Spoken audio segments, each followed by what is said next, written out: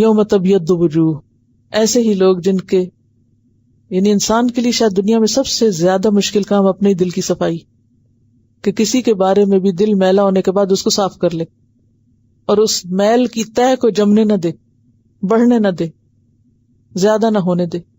تو اگر انسان کو یہ پتا ہونا یہ جو میں نے اندر پالا ہوا نا قیامت کے دن میرے منہ پہ آ جانا ہے، تو پھر کیا ہوگا؟ نکالے گا نا اس کو. اور جنت میں جانے سے پہلے اگر کسی کا کوئی نشان بھی دل میں رہ گیا نا، وہ پہلے نہر الحیات پہ اس کا دل دھویا جائے گا، پھر اندر جا سکے گا. جنت کے اندر تو کوئی ایک شخص ایسا نہیں جا سکے گا جس کے دل میں ادنا سی بھی قدورت ہو کسی دوسرے کے لیے. اب اس کا یہ مطلب نہیں کہ یہ ہو ہی نہ، یہ نہیں ہو سکتا. جہاں بھی لوگ اکٹھے ہوں گے اونچ نیچ ہوگی، ایک دوسرے کے مزاج میں فرق ہوگا، اختلاف ہوگا، یہ بھی مانی ہوئی بات ہے. اور شیطان کا کیا کام ہے؟ ان الشیطان ینزغ بینکم، شیطان ہر وقت ایسے طریقے سوچتا رہتا ہے کہ جس سے لوگوں میں تعلقات میں کھچاؤ آئے، رکھنے آئے، گڑبڑ ہو، ناراضگیاں ہوں. وہ ہر وقت یہ کرتا. اور انسان کا امتحان کیا کہ ہر وقت انسان پلٹ پلٹ کے اصل پہ جائے، دوسرے کی خیر اور بھلائی کو یاد رکھے اور اس کی طرف سے پہنچنے والی تکلیف کو بھول جائے. صرف یہ اس کا حل ہے. اس کے علاوہ یہ کوئی بھی نہیں کر سکتا. اور یہ کہہ ہی نہیں سکتا کہ میرا دل تو بہت پاک ہے، میرے دل میں تو کبھی کسی کے خلاف کوئی بات آئی نہیں. یہ نہیں ہو سکتا. وہ تو آئے گی، اسے تو آنا ہے، آنے دے. لیکن آپ کا کام ہے اسے نکالنا، اور نکالتے جائیں. جیسے روز گھر صاف کرتے ہیں، جیسے روز اپنے دانتوں کو برش کرتے ہیں نا، اگر کرتے ہیں مسواک، تو اپنا منہ تو دھوتے ہی ہوں گے اور کچھ نہیں. تو جس طرح منہ دھوتے ہیں نا، ایسے ہی روز دل دھویا کریں.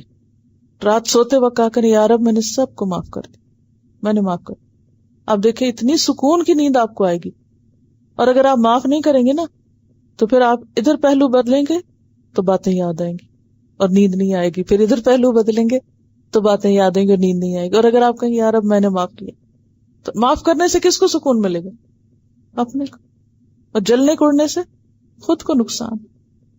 اور اگر کوئی اذیت دیتا بھی ہے یا کوئی نقصان دیتا بھی تو کہا یا رب تو ہی میری طرف سے اس کو کافی ہو جا. کیونکہ بعض اوقات ایسے سخت قسم کے دشمن بھی ہوتے ہیں نا کہ جو انسان کا پیچھا ہی نہیں چھوڑتے اور آپ کے پاس کوئی طریقہ ہی نہیں ان سے جان چھڑانے کا. تو پھر کیا دعا مانگنی چاہیے؟ اللہم اکفنیہم بما شئت. معاملہ اللہ کے حوالے کر دیں.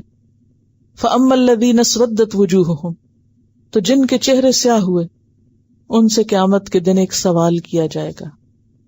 یہ سیاہ چہروں والے کون ہوں گے؟ اختلاف کرنے والے، فرقہ واریت کا شکار لوگ.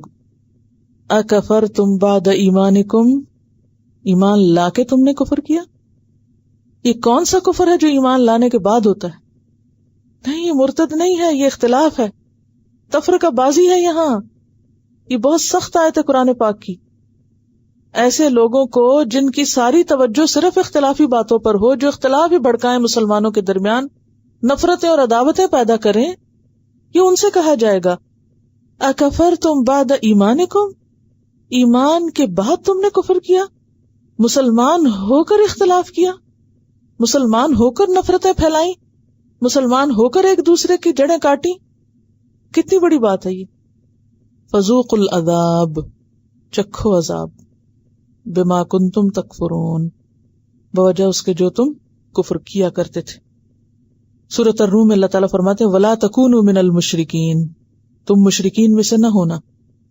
من الذین فرقوا دینہم، جنہوں نے اپنے دین میں تفرقہ کیا. وَكَانُوا شِيَعًا، اور وہ گروہوں میں بٹ گئے. كُلُّ حِزْبٍ بِمَا لَدَيْهِمْ فَرِحُونَ، ہر گروہ کے پاس جو ہے بس وہ اسی پہ خوش ہے، اسی پہ پھول رہا ہے. یوم تبیض وجوہ وتسود وجوہ فأما الذین اسودت وجوہهم اکفرتم بعد ایمانکم فذوقوا العذاب بما کنتم تکفرون.